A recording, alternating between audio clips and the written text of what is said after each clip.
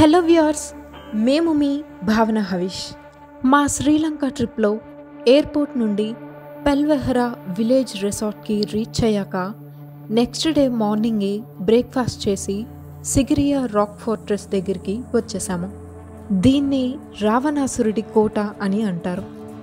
ఇదే rock fortress entrance. మనం ఇంకొంచెం ముందుకి వెళ్తే ఇక్కడ ఒక మ్యూజియం ఉంది.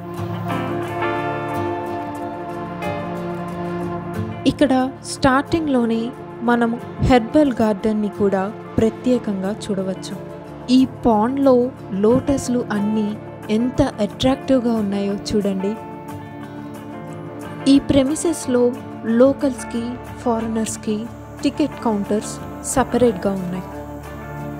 నాకైతే ఈ పాండ్ చాలా బాగా నచ్చేసింది. ఇదే సిగిరియా మ్యూజియం. ఈ మ్యూజియంలోని ఫారినర్స్కి టికెట్ కౌంటర్ ఉంది. ఇక్కడ లోపలికి వెళ్ళడానికి passport mandatory.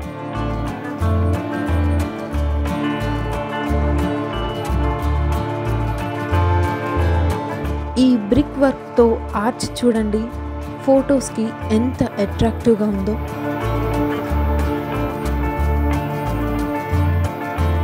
Sigiriya rock fortress గురించి చాలా డీటెయిల్డ్ ఆర్కిటెక్చర్ ఇచ్చేశారు.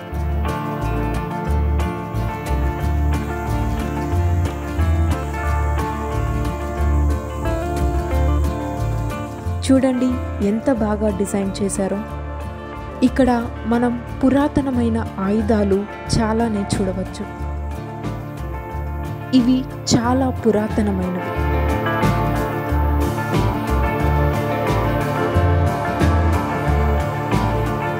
ఇది కంప్లీట్ సిగిరియా ఫోర్ట్ యొక్క వ్యూ.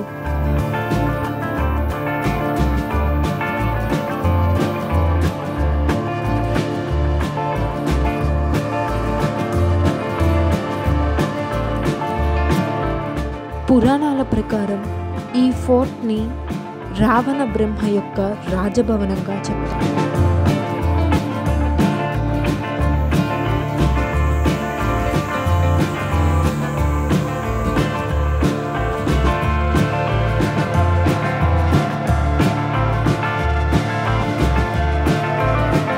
చాలా కంట్రీస్ నుండి ఇక్కడికి విజిట్ చేసిన టూరిస్ట్స్ కిడ్స్ వేసిన డ్రాయింగ్స్ ఇక్కడ డిస్ప్లే చేశారు.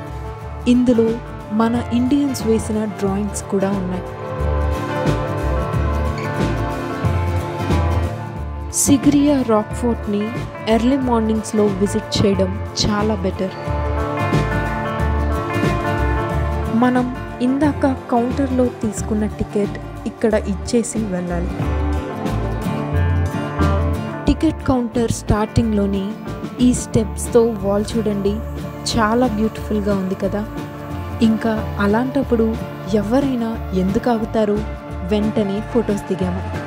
ఇక్కడ దిగిన ఫోటో ఈ ట్రిప్లోనే one of the memorable photo అయింది. ఇక్కడ కనిపిస్తున్న కాలువలు ఫోర్ట్కి 4 సైడ్స్లో కూడా ఉంటుంది.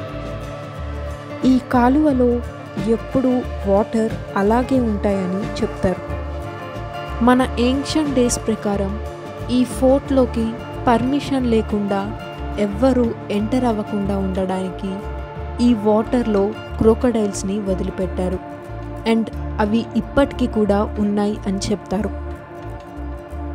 ఈ సిగిరియా రాక్ ఫోర్ట్రెస్లో మొత్తం 3 గార్డెన్స్ ఉన్నాయి.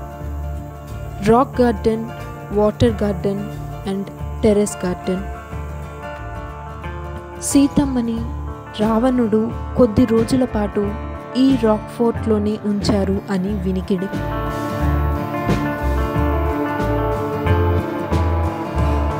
ఈ సిగిరియా రాక్ ఫోర్ట్ని 8th వండర్ ఆఫ్ ది వరల్డ్గా కూడా చెప్తుంటారు.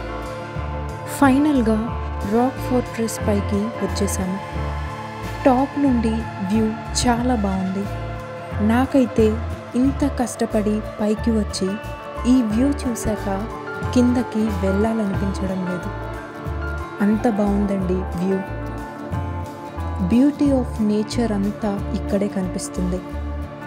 రాక్ ఫోర్ట్రెస్ మొత్తం అప్రాక్స్ 200 మీటర్స్ హైట్లో ఉంటుంది.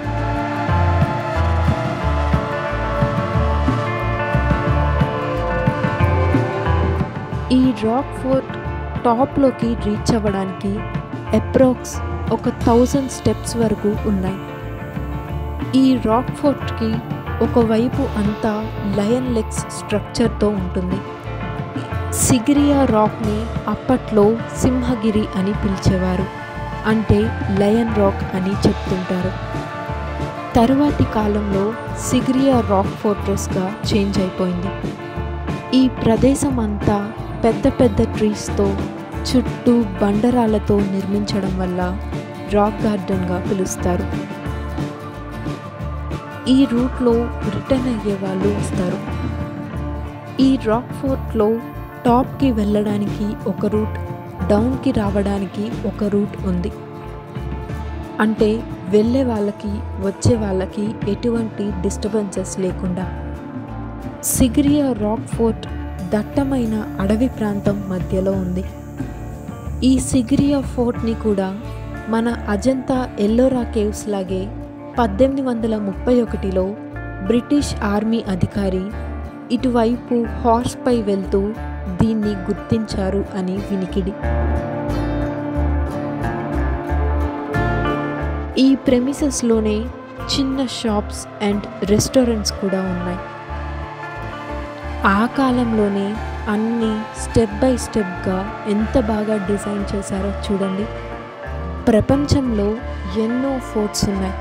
ఒక్కొక్క ఫోర్ట్కి ఒక్కొక్క ప్రత్యేకత.